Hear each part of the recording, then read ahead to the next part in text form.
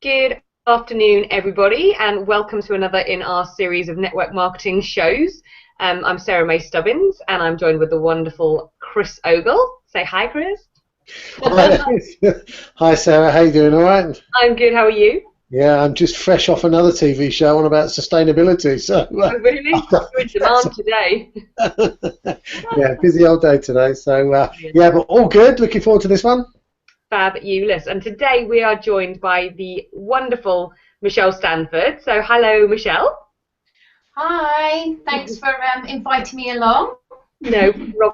We're excited to have you on today. We're really going to explore in this show today a little bit more about when someone says kind of yes to joining the network marketing industry. If they turn around and go, yep, I'm all in, I want to do this, what would be the next stages? What do they need to learn? What's important? All those kinds of things, because I think starting something new, as we both know, or we all know, is scary. It's not always you get that initial excitement phase, and then it's like, whoa, reality kicks in and you realize that there's work to do and you don't know what that work is, essentially. So we're just going to explore a little bit more about that. So if anyone's watching this show and they're thinking, you know what, I'd really like to get involved with the network marketing industry, but they're a little bit scared, they can see the initial processes of what happens next, so that they can see that actually it's not as scary as you think it's going to be once you get going. So Michelle, if you could just tell us a little bit more about your background, how you came about the network marketing industry, the company you're with, and where you're at and kind of where you're going, that would be amazing. Okay, so I'm Executive Area Manager with Argon International, and I've now been doing the business for 4.5 years, or just under now. How it came into my life was sort of really from, I was in the car rental industry, and I've been in that industry for over 15 years, and what was happening was that I wasn't liking the person I was becoming. I basically was working myself ragged. I was getting very stressed and things like that, and I was starting to look for something else. And first of all, I was just thinking, right, well, I could get another job and kind of jump out of the frying pan into the fire and be in the same situation. But at the same time, I put it out there to sort of like that I was open to other things. So, but then one day I sort of, because I was just so sick of being controlled, I was not being thanked, so I was no appreciation, stuff like that. And then, which was yourself, you sent me a message on Facebook.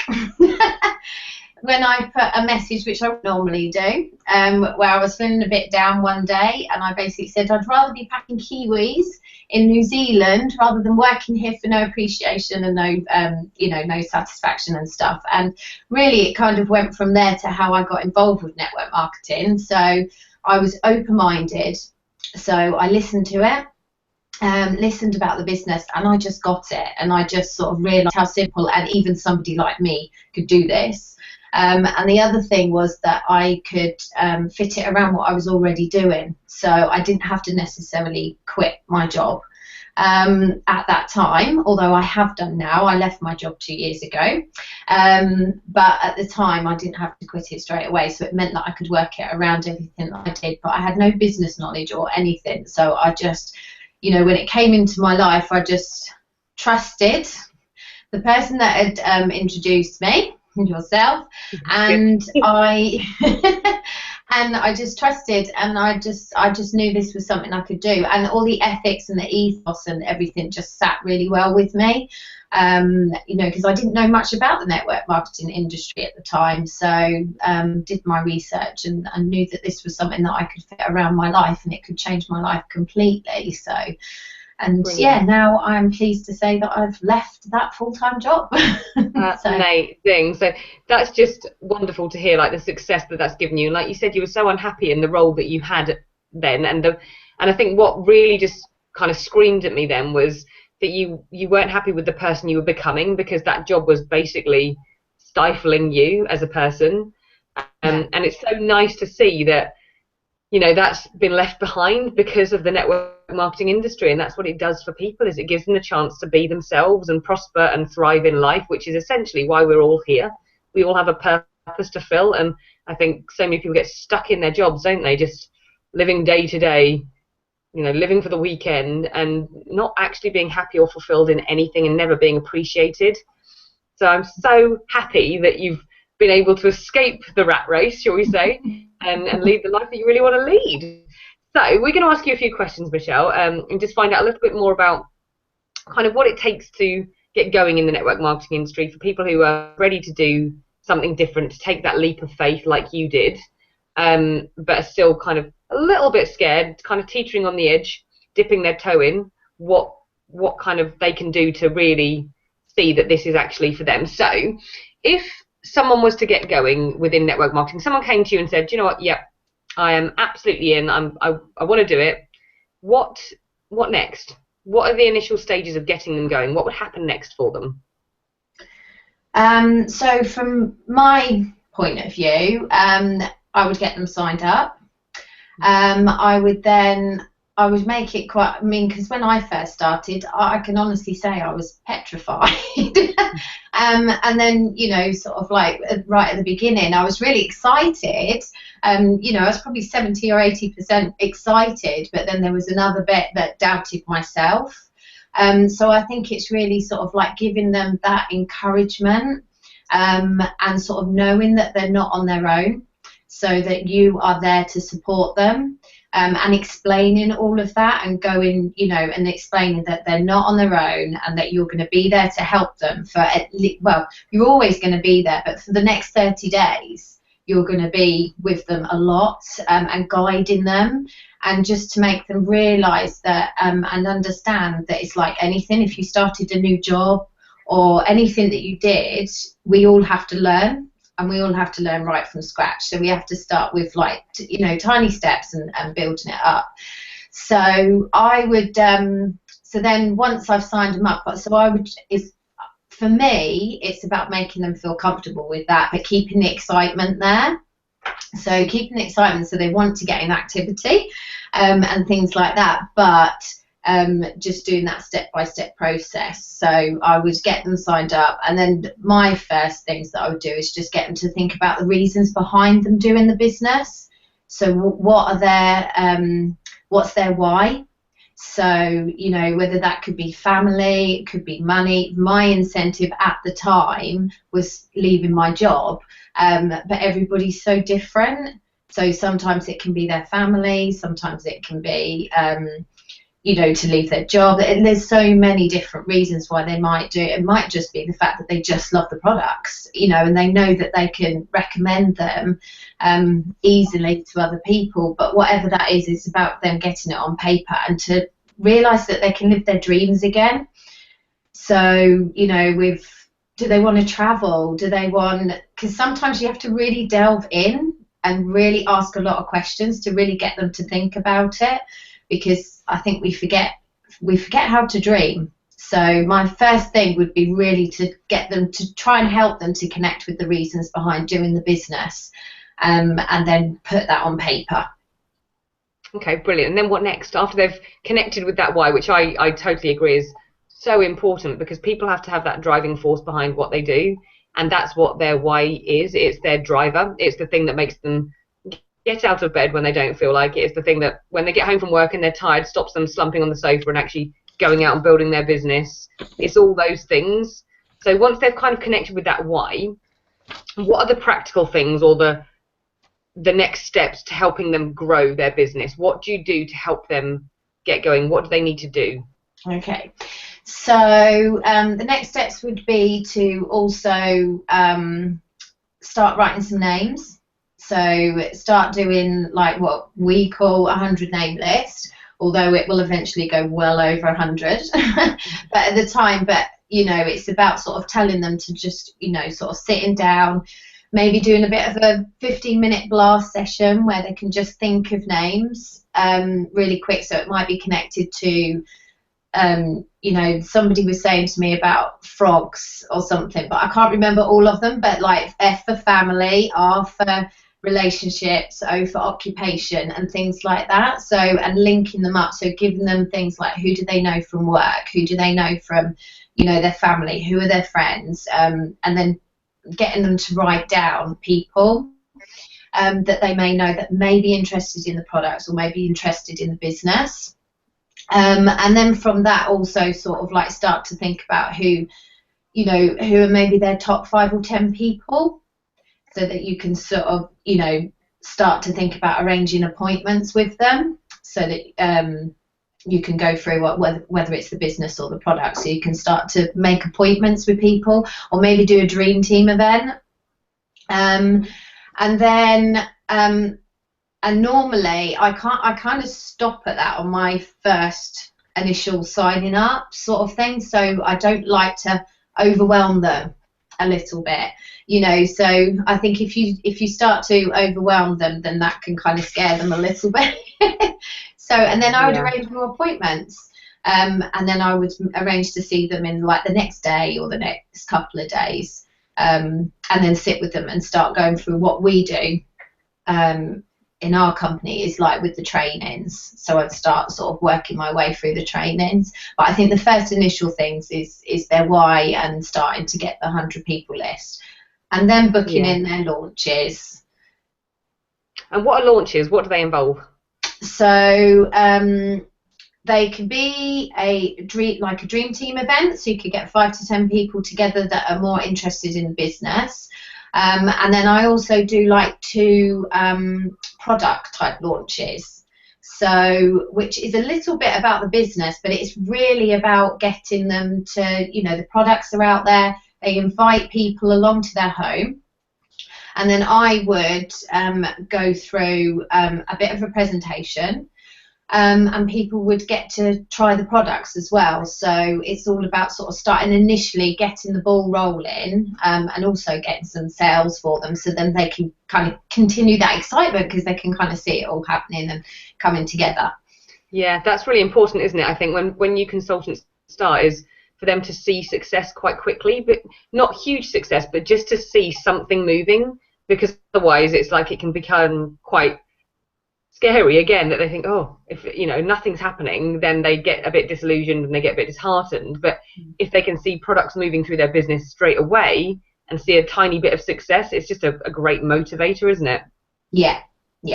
Just one question, if I can interject. So whose product are they demonstrating or sharing or allowing people to sample at one of these, maybe these product sharing events? Well, it would be with my company. It would be you know, health and wellness products with Arbonne. So would they have bought those themselves then? Is that one of the things that they would be expected to do? They're not expected to do that. You start the business with the initial. For us, it's £56. So you start the business with that, and you're not expected. Obviously, any business, you know, whether it's a coffee shop or anything like that, you do need your tools. So we do advise that you would, you know, get some business tools, because the way we build our business is by actually sharing the products, letting people try the products, and it works that way. So we do advise that. So, but at the launches, if the launches are quite quick, then the majority of the time, from my point of view, it would be my products that would be out, because obviously over time I've accumulated you know, quite a variety that I can share, and then they can just build their products up as they're sort of, you know, working and starting to earn an income, so they can reinvest. Yeah, I mean, it's one of the big, obviously one of the big issues with any network marketing organisation, which is why I've raised it, is that on one hand you get people saying, oh no, it's just about people selling product to each other, and like that's the rather negative view, and that's because people are looking at it as a cost, whereas actually if you're going to start any business you have to make an investment, and we all know that. I mean, you know, you can't start a business with no money. Yeah. I don't know who dreamt that idea up. It's just not possible. So and even if it's a pound, it's a pound. But obviously, if you're going to share product that you like and have chosen to purchase, and if you want other people to have a favourable opinion of that product, what are you going to do? Expect them to imagine it? Mm. That's the thing, isn't it? It's like you need product. I would say to people, it's like having a coffee shop. If you walk into a coffee shop and they've got no coffee, then you're not going to go back. You can't. You might want to try the coffee shop down the road. They've got some coffee. Yeah, exactly. So it's also ethical as well, because at the end of the day, we become a product of the product. So we're using the product in our own life, because we love the product, and it's word of mouth advertising, and we want to share the products that we love. So it's ethical that way, because we're actually using the product. So I mean, a lot of the times I'll take some of the things that I use on a day-to-day basis, especially my nutrition, that all gets taken sort of along. But yeah, you need the product to share. Yeah, and so many companies I do think are very good at recognizing that. And so I know, like, for example, with Arbonne, you get great discounts as a consultant when you first start to help you get set up for success. And whatever success looks like to that person is up to them, whether it's £2, right through to whatever they want to buy, because it depends on how big they want to grow their business and how many people they want to share Arbonne with or share that product with. But yeah, I'm so glad you brought that up, Chris, because it is, like you said, I think it's treating it as a business. It's a business, and I think that's where some people forget this, or they go wrong, is that they treat it as a little thing on the side, a bit of a hobby. I think there's two sides to that. There's one side of it is that there's one side is people say, well, if I'm going to spend 15 grand on a franchise, I'm going to take it pretty seriously, and it's going to work, because otherwise I lose my house. Whereas with a network marketing business, you can't. If people bought £200 worth of product or £500 worth of product, it's a minimal investment, and some people will probably start with 50 quid worth of product because they want to try 2 or 3 things, and that's all they're prepared to invest. But the bottom line is they've got to have something, because, like you say, if you're trying to convince somebody else to try the product, not to buy it, but to try it, and you're not even using it yourself, it's like, well, what?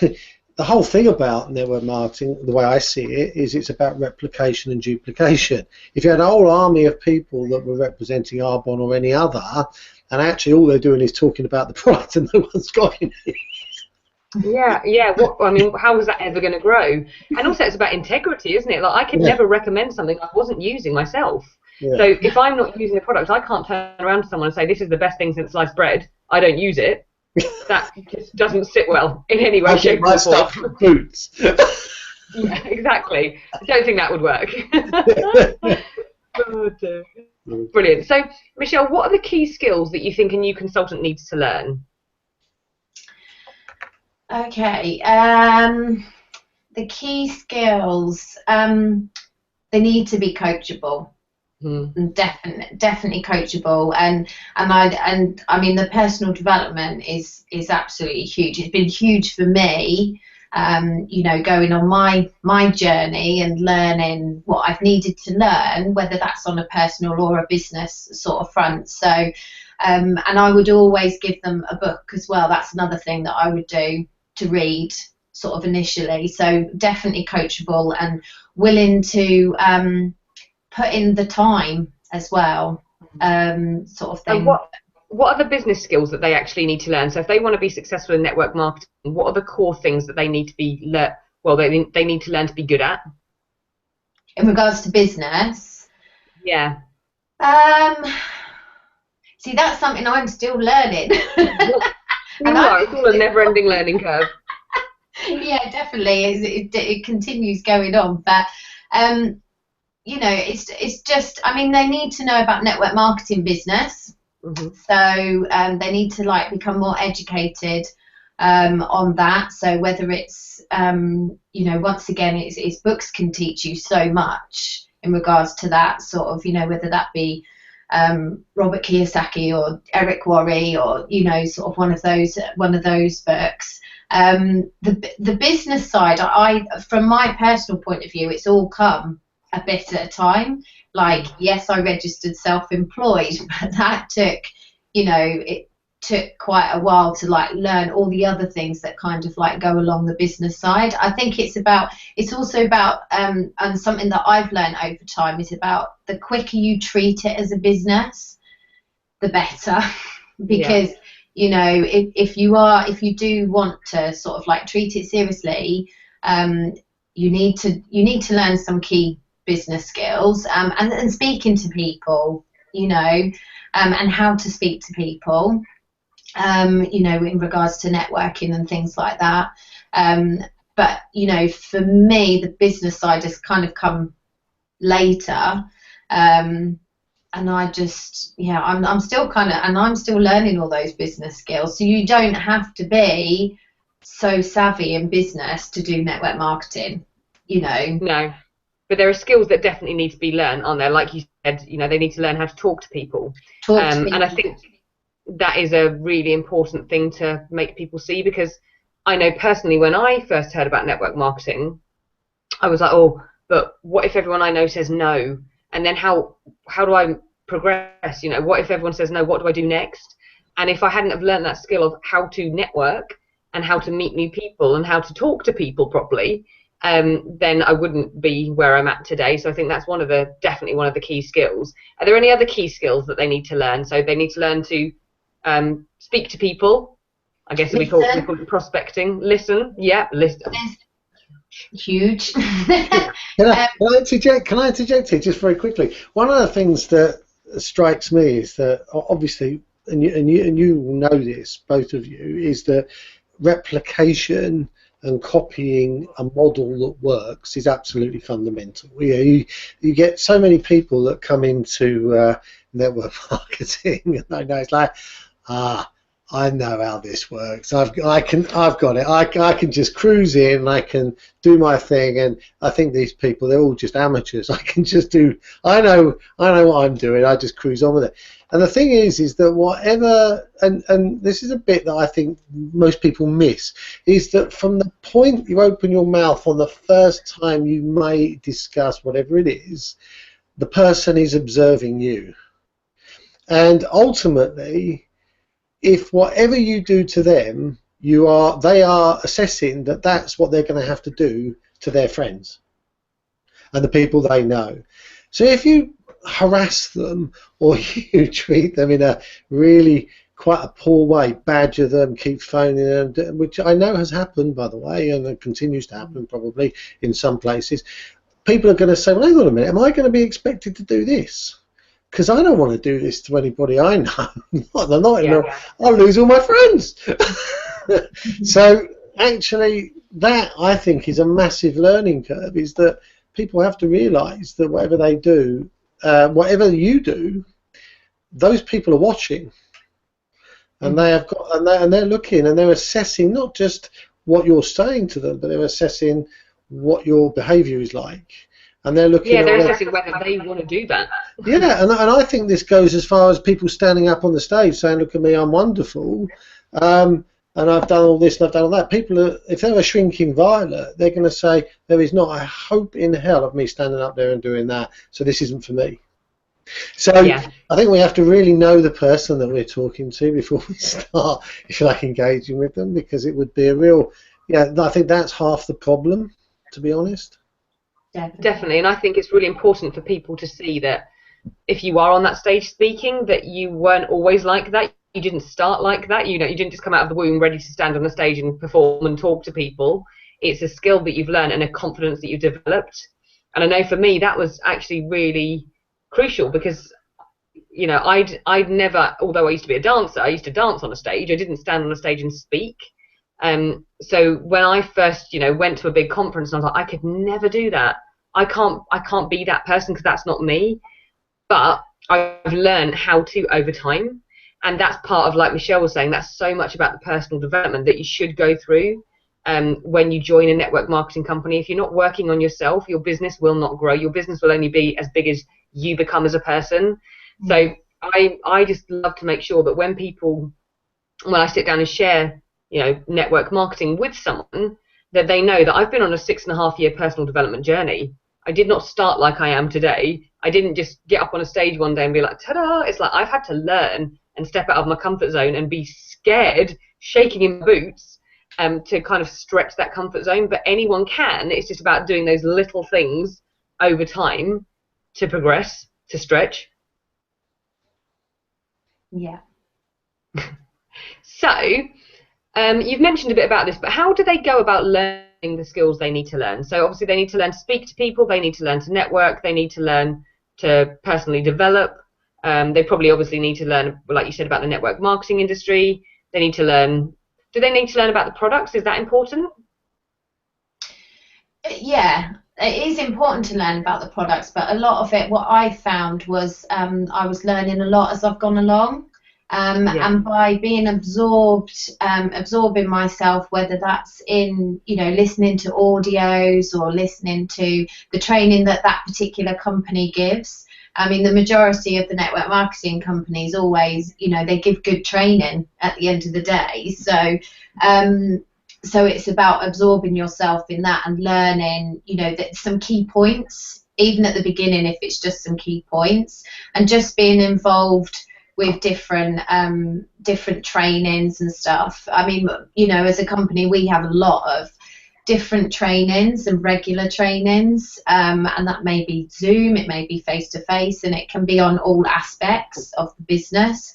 So yeah, it is something they have to be willing. Well, if they want to make a good go of it and they're being serious about it, then they have to be willing to learn about the products, learn about relationship skills, learning about all of the things that we've just sort of said about, whether that be by books or audios or through the company. Yeah, so that's a really important point to note. If you're looking at network marketing, make sure that the company that you're looking at has a great support mechanism and a training program. And I truly believe that is the difference for me. I know that's kind of excelled me in my business, is that the support and the mentoring that we've had within the company has been world class. So always make sure that the company that you are looking at does that they have a great training program. There are lots of things to plug into, books, audios, face-to-face trainings, just like you said, Michelle. That's really important, isn't it? Yeah. Fabulous. So, what's expected of someone when they begin their business? Is there any set criteria as what is expected of them?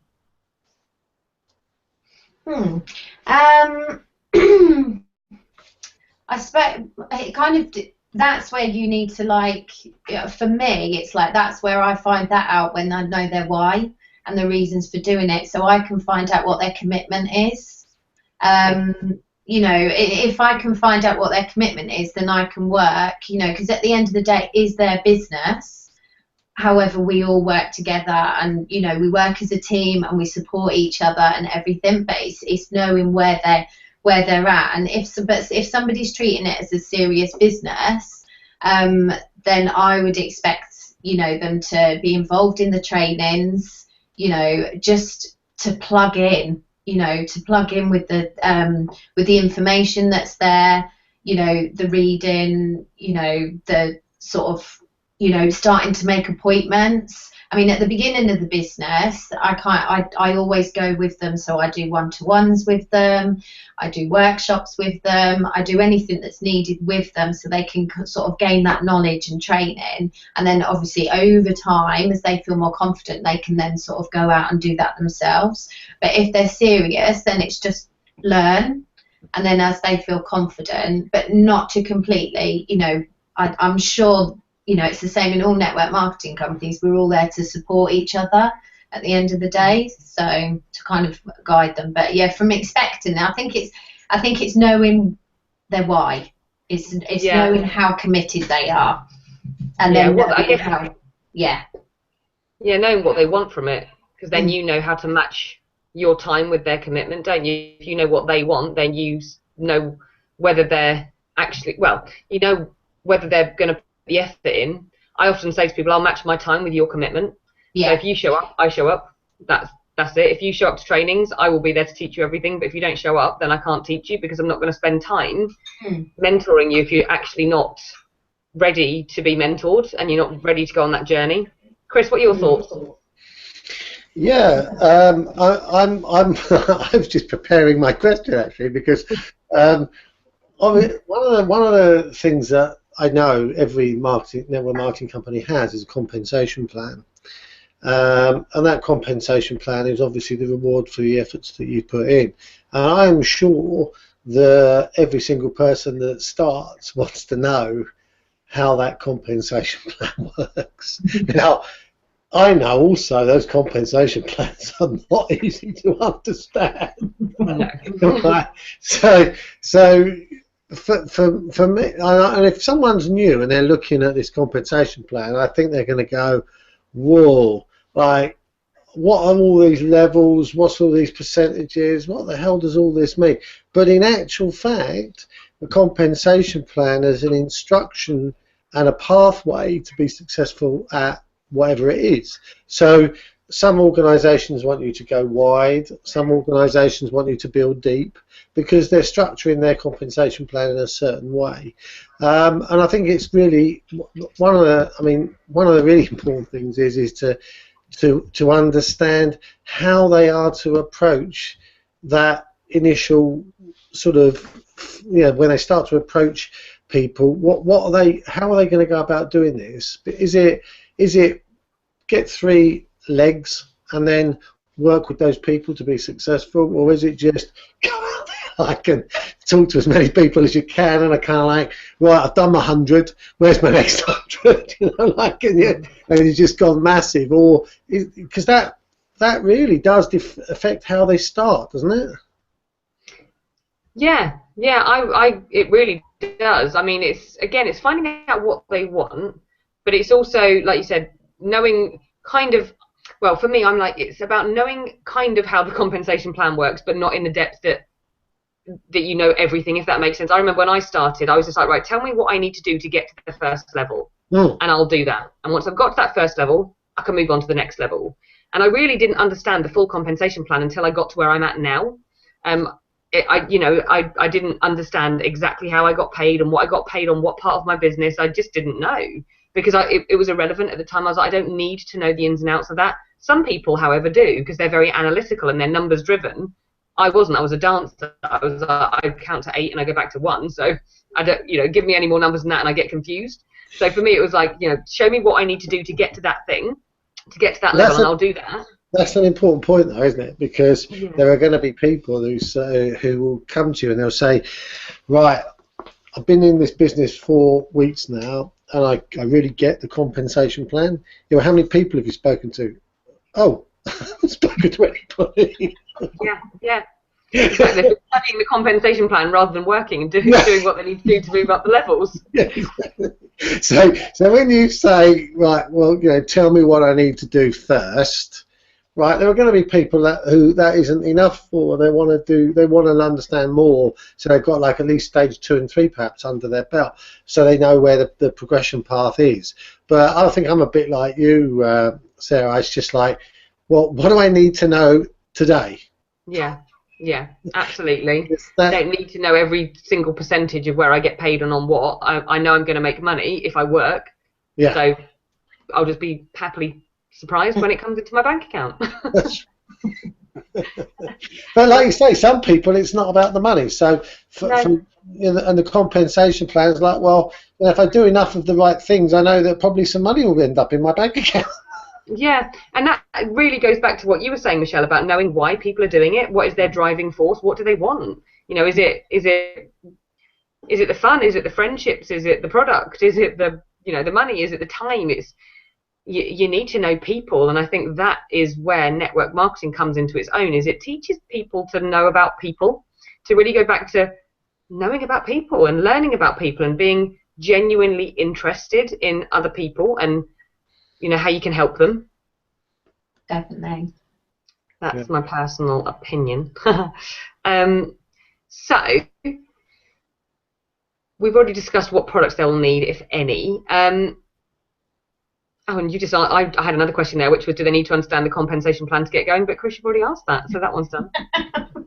I must admit, I didn't have no clue about the compensation plan. It was just like, you know, for me, I was the same as you, Sarah. I was just like, right, tell me what I need to do. And I, you know, I was told, right, I need to speak to people, I need to get in front of people, you know, and build networks and build relationships.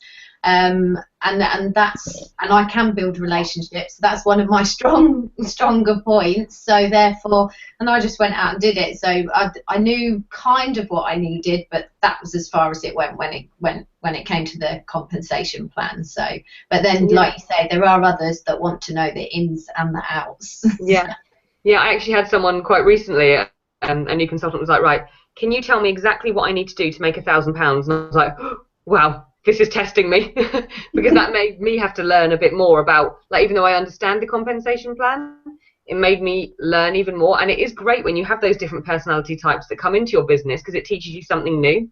And I think that is what it's all about. It's a never-ending learning curve, and people are fascinating. Like how different people's brains work, whether they're left-sided or right-sided. You know, it depends on how they learn and what they take in and what they need to know to kind of get going, I guess.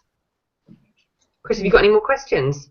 Yeah, I think that's an interesting point because there are going to be people that come into network marketing who are desperate for cash, and then they want to know, you know, like, and it's one of those businesses where, you know, every pound that you invest today in terms of your time, every hour you invest is a compounded hour in that, you know, you'll learn on that hour in the future as well, and getting people to understand that they can, you know, that actually if they work very hard, then they're going to be very well rewarded, but it's not an easy business, and you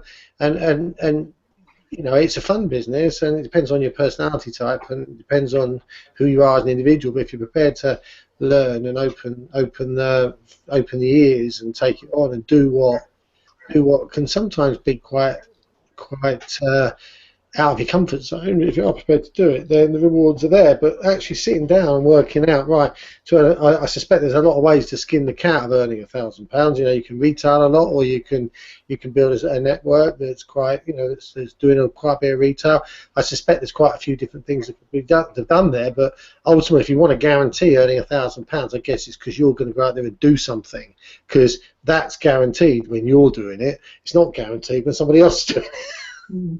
Yeah, yeah, and it's so true. There are so many different ways to earn that income that it depends on what that person is prepared to do to begin with and what is more suited to them. Because they, like you said, they may be better or more comfortable to begin with doing more retail, or they may be more comfortable talking about the business concept and building a team and then helping them. So it really is such an individual business, such an interesting business, because it's, you know, there's systems and structures in place that anyone can follow. So you've got that kind of set system, but at the same time, it's so individual. It's up to each person, really. What would you say are the key things that you've learned, Michelle, over the last 4.5 years? How different are you to the person that was 4.5 years ago? Okay, more confident. Definitely. I think I've always been a talker. However, my listening skills have improved so much more. I'm learning more. Although I've always been quite good at connecting with people and things like that, I'm now getting more out of my relationships with people because I'm understanding where they're coming from and what they're looking for. And like we said before, and that is one of the key things, is picking up on things that they want out of life, sort of thing. So definitely confidence has been a huge thing for me. Building my confidence. I mean, I was really shy especially when I was at school.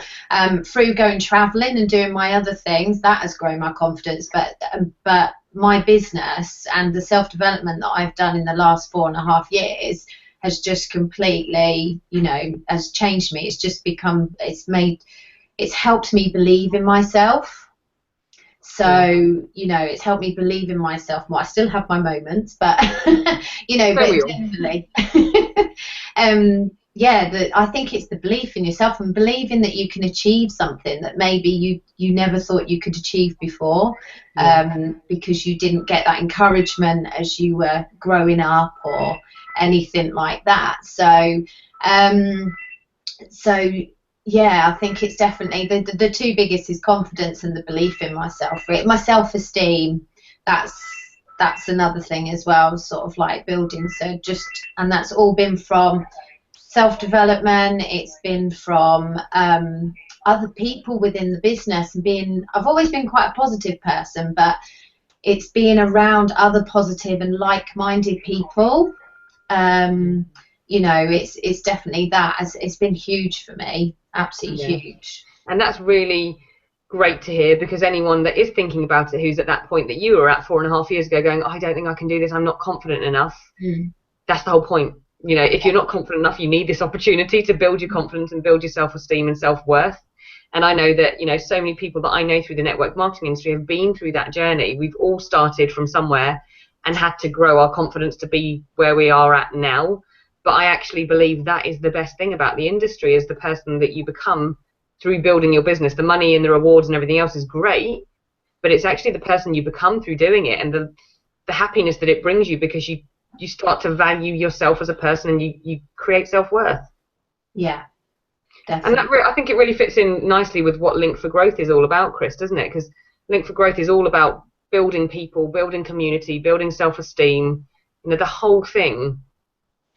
Well, it's about, yeah, I mean, it's exactly the same thing. It's about it's about people helping each other, and that's why the two things are quite aligned, and why I was quite keen to get a network marketing show going, because it's about everyone helping each other, and self-esteem, and there's a lot of people out there with a lot of problems, and to get paid to develop your self-esteem is a bit unusual. Normally you have to pay somebody else to help you improve your self-esteem, but here's a vehicle where actually you get paid to do it. Well, that sounds like a good deal. And Link for Growth is about building community. The reason it works so well with network marketing is because network marketing people need to go and talk to people. Link for Growth opens the opportunity to talk to anybody in the community, not just people who go networking, who generally have heard of multi-level marketing or network marketing and are in business doing something that they're already enjoying doing. Actually, the people that are more likely to buy the products are people who are not in business but have got a job, and those are the people that are more likely to want to maybe get rid of their job. So Link for Growth opens the opportunity to speak to those people, which you wouldn't normally get a chance to talk to. So the two things go hand in hand, really. It's brilliant. And Link for Growth is about encouraging people to take control of their lives. So again, another similarity there in what the two things are trying to do. Yeah, absolutely. They're so aligned, which is why I love them both. So Michelle, if someone was watching this and they were like, right, okay, I think I'm ready to take the leap, what would you say to them? I think they're ready to, right, okay, so if they were ready to take the leap, I'd just say brilliant. That's absolutely amazing. If they're kind of sitting on the edge going, oh, what is your best advice? If they were sitting on the edge, I would probably say, if you are 70 to 80% excited about this and you've just got that little bit of fear, and I would also relate it to myself, and make it's kind of that feel, felt, found, because I felt that fear. I knew I was going to do it. I always knew I was going to do it, and because I kind of trusted in the system and what and everything it was and what it could do for me. I could believe in that, but I would just explain to him, like, I felt exactly the same as you did at the time. However, I decided that if I didn't change anything, nothing was going to change. So I needed to do something to, be able to achieve my dreams and what I wanted. And I knew that, this was something that could do that. And all I have to do is just follow the system and, and just learn. Yeah. So I think that's the biggest thing is just making them realise that they're not on their own, and other people feel that fear as well at the beginning. So, and just know that they're going to get the support. Yeah, basically just do it. Do it. Yeah. Like you said, if you're 70 to 80% excited by it, yeah, 70 to 80% excited by it, but you've got that little 20-30% fear, know that that's normal. Everyone goes through it. Everyone has that fear. We all start at the same place because that's just human. If you didn't have any fear, there'd be something slightly wrong, I think. Yeah, definitely. But it's knowing that fear is such a funny thing. I believe fear is such an odd emotion that rules people's lives. People, fear the unknown all the time. They fear things that will never happen in their life, and they stop it. Well, they let it stop them having the life they want because they're fearing what if this happens and what if that happens, and it'll probably never happen. Yeah. So I mean, I look back at all the situations I've been in my life where I didn't, do something because of fear, and now I'm like, oh, what could have come from that? Because I let fear stop me. A fear of what might happen, which probably would never happen, stopped me. And I think it's thinking about what's the worst that can happen as well. You know. Yeah, absolutely. I mean, if you were to do something slightly different, what's the worst that could happen? You might have a few friends that laugh at you. Are they going to pay your bills? Probably not. So you're all good. Which I think that was suddenly the thing that kind of hit me. I was like, well, no one else is going to pay for me to live. So they can laugh all they want, but they're not the ones who are going to, get me out of a rut if I'm in a financial position I don't want to be in. I need to take control. And like you said, Chris, it's about taking control of your life, isn't it? It's taking control of your future and going, well, I'm the one that's deciding what I want my life to be. Fab, I think I've answered asked all the questions I've got. Chris, have you got any questions? No, I'm all done. I think it's been really interesting, and anybody watching, really, I mean, they've just got to realise that actually if they feel like it's something they could do, and it's just doing simple stuff, but doing lots of it. And learning simple skills that anyone can learn, but being prepared to step out of your comfort zone. Yep. Being prepared to feel scared, but knowing that it's worth it. Being scared is fine. Fabulous. Brilliant. Well, thank you so much for being on with us, Michelle. It's been wonderful having you on, and hearing your experience and just seeing the kind of growth that you've had over those 4.5 years is really inspirational. So thank you for being on. And we will be back in another 2 weeks, which is the 4th of April? Ooh. Certainly is. March has disappeared, flown by. We will be back on the 4th of April for another show, and we will have some more fabulous guests on, I am sure. Excellent. Good stuff. All right. Thanks for being on, Michelle. Nice to meet you. And we'll don't forget to share this video. I'm sure Sarah will point you in the right direction. Yeah, share and share alike, so everyone gets to hear about this wonderful industry and what it can do. Will do. Great stuff. Take care now. Thank you. Bye.